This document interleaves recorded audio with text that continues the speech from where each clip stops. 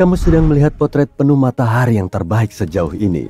Untungnya bintang induk kita yang berusia 4,5 miliar tahun itu tidak menggunakan riasan apapun untuk memperbaiki warna kulitnya sebelum pemotretan ini. Dan sekarang kita bisa mempelajari permukaannya dengan sangat detail. Foto ikonik ini diambil pada bulan Maret 2022. NASA ingin mendapatkan pemahaman yang lebih baik tentang perilaku matahari dan dampaknya terhadap kehidupan di bumi dan masa depan teknologi luar angkasa kita, tentu saja. Untuk itu, mereka meluncurkan misi satelit Solar Dynamic Observatory atau SDO pada bulan Februari 2010. Pemotretan legendaris ini terjadi 12 tahun kemudian. Ketika SDO berada di tengah-tengah antara bumi dan matahari, para ilmuwan harus menyusun 25 gambar individu seperti sebuah puzzle. Jadi foto akhirnya mengandung 83 juta piksel. Ya, resolusi ini 10 kali lebih baik daripada layar TV 4K mewahmu.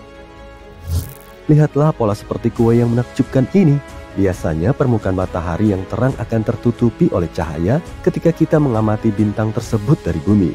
NASA menjelajahi cahaya di luar jangkauan tampak, sehingga mereka bisa menemukan detil-detil yang tidak tampak dari wajah matahari. Apabila kamu menyesuaikan selfie dengan filter dan efek, kamu bisa mendapatkan potret yang sama sekali berbeda, menonjolkan bagian wajah yang berbeda, bahkan yang kamu tidak ketahui keberadaannya. Prinsip yang sama berlaku di sini. Semua bola plasma ini adalah foto matahari yang sama, yang dipotret pada panjang gelombang elektromagnetik yang berbeda. Bintik-bintik dan pola yang tampak bisa membantu kita memahami peristiwa yang terjadi di dalam kulit matahari dengan lebih baik. Pada kecepatan cahaya, seharusnya berarti sangat cepat. Namun sinar keemasan pink yang membelai pipimu saat fajar telah menempuh perjalanan yang panjang dan sangat tua dalam ukuran manusia. Foton yang dihasilkan oleh inti matahari membutuhkan waktu antara 10.000 hingga 170.000 tahun untuk bergerak melalui atmosfer bintang. Dan kemudian sekitar 8 menit lagi untuk mencapai bumi. Jadi mari kita telusuri apa yang membuat foton-foton itu membutuhkan waktu yang sangat lama. Tur kita dimulai dengan lapisan atas atmosfer matahari. Ingat dewa-dewi matahari dalam film dan drama teater? Mereka sering mengenakan mahkota mewah dengan sinar kemasan. Nah, matahari yang asli juga memiliki korona yang mewah yang merupakan lapisan terluar atmosfernya. Tapi tentu saja, ukuran dan kemegahannya tidak sebanding dengan mahkota kostum plastik itu, dan bentuknya pun tidak begitu stabil. Korona adalah selubung gas yang menyelubungi bintang induk kita, jadi ukuran dan bentuknya selalu berubah-ubah karena pengaruh medan magnet matahari.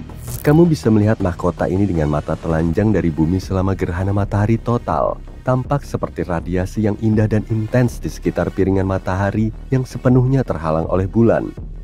Korona membentang sejauh 8 juta kilometer di atas permukaan matahari, sedangkan planet biru kita hanya berdiameter 13.000 kilometer. Jadi satu sinar hipotetis dari korona sama dengan deretan sekitar 625.000 planet seukuran bumi. Dan tiba-tiba semua masalahku mulai tampak kecil. Ini fakta menarik lainnya. Korona matahari agak melanggar hukum fisika yang diketahui karena korona matahari lebih panas dari yang seharusnya. Suhunya mencapai 1 juta derajat Celcius, sedangkan permukaan matahari hanya sekitar 5.000 derajat Celcius. Meskipun kata hanya tidak cocok di sini karena masih sangat hangat dalam ukuran manusia. Biasanya suhu cenderung turun ketika kamu bergerak lebih jauh dari sumber panas. Tapi tidak demikian di sini. Para ilmuwan antariksa masih kebingungan menyelidiki misteri ini. Untungnya, pemotretan baru-baru ini memungkinkan kita untuk menjelajahi apa yang terjadi di dalam benda panas yang sangat besar ini tanpa risiko kehilangan pandangan. Sebagai contoh, perhatikan bintik-bintik terang yang indah ini. Bintik-bintik ini menggambarkan suar matahari yang terjadi di bawah lapisan korona. Suar matahari adalah ledakan dahsyat yang terjadi ketika medan magnet saling bertabrakan. Ketika hal itu terjadi, medan magnet berubah bentuk dan dengan cepat menata ulang. Medan itu muncul dari plasma yang sangat bergejolak sehingga peristiwa ini tidak mengherankan bagi cuaca setempat. Siapa sangka kalau matahari memiliki bintik-bintik gelap di kulitnya seperti halnya manusia. Area gelap ini dikenal sebagai lubang korona. Penduduk bumi bisa merasakan dampaknya saat mengamati cahaya aurora yang indah di daerah kutub. Lubang korona terlihat lebih gelap karena plasma di area ini lebih dingin, tidak terlalu padat, dan terbuka secara magnetis. Kondisi ini memungkinkan angin matahari untuk lepas keluar melintasi tata surya dan bukannya bertahan di permukaan matahari. Dan ketika mereka menabrak magnetosfer bumi, aurora muncul dan memukau mata kita. Syukurlah medan lokal mendinginkan angin matahari. Tidak ada yang ingin matanya meleleh, bukan? Nah, jika kita mencari analogi untuk rambut matahari, kandidat terbaiknya adalah tonjolan matahari. Lingkaran plasma terang yang besar ini muncul dari permukaan matahari dan membentang sejauh ribuan kilometer ke angkasa. Umurnya bervariasi dari beberapa hari hingga beberapa bulan. Ini adalah salah satu peristiwa yang paling umum terjadi di wilayah ini. Meskipun penjelasan rinci pertama tentang tonjolan matahari sudah ada sejak abad ke-14, para ilmuwan modern masih meneliti bagaimana dan mengapa tonjolan matahari terbentuk.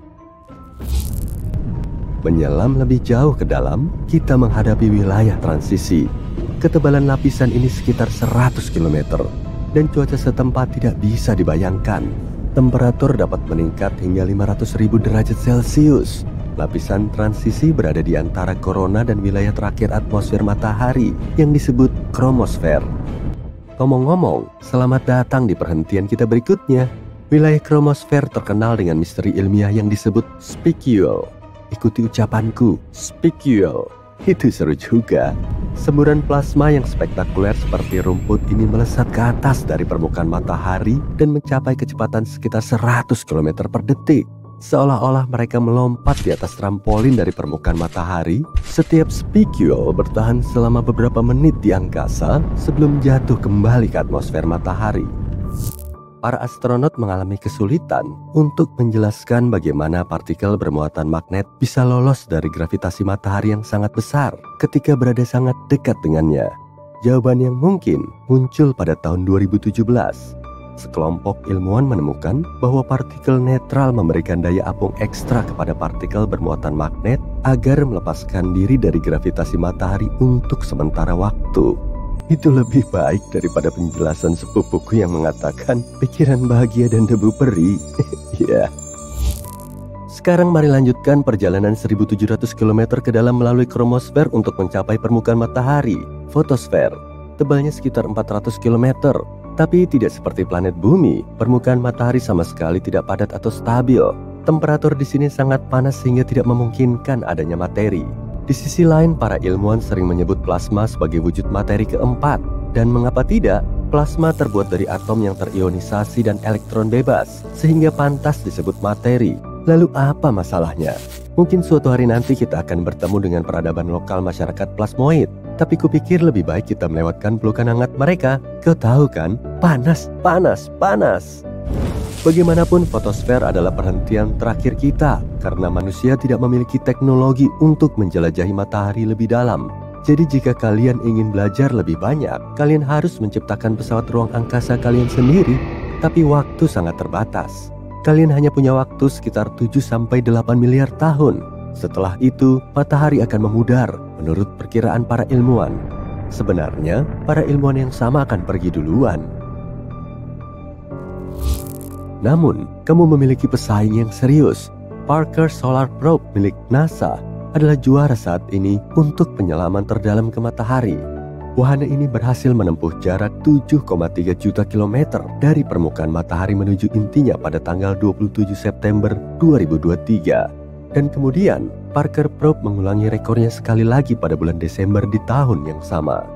Jadi mengapa tidak meleleh, tanyamu? Wahana ini telah dirancang untuk bertahan dalam kondisi yang sangat panas dan fluktuasi suhu. Wahana ini dilengkapi dengan perisai panas khusus dan sistem otonom yang melindungi misi dari cahaya matahari yang sangat besar. NASA memiliki rencana ambisius lainnya. Pada bulan Desember 2024, Parker akan mencapai jarak terdekatnya dengan matahari. Wahana ini akan melesat lebih cepat dari yang pernah dilakukan oleh benda-benda buatan manusia, yaitu dengan kecepatan 700.000 km per jam. Wahana ini akan berada 6,1 juta kilometer dari permukaan matahari yang panas dan bercahaya. Ini seperti mendarat di sebuah bintang. Para astronom telah membandingkan peristiwa epik yang akan datang ini dengan pendaratan di bulan. Kupikir akan lebih aman jika kita mendarat di malam hari. Ya, kamu benar, itu lelucon lama.